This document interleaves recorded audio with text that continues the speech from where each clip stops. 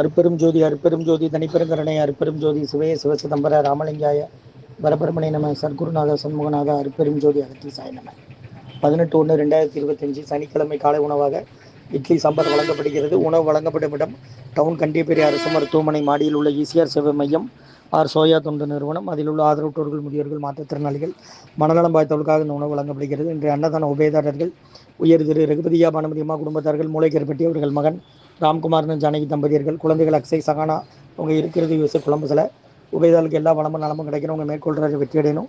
உங்கள் குடும்பத்தில் நிம்மதி அமைதி ஆரோக்கிய ஒற்றுமை இருக்குன்னு ஆசான் திருவடி பணிந்து வேண்டி நோய் இருக்கிற மருந்தாக கொடுக்குறோம்.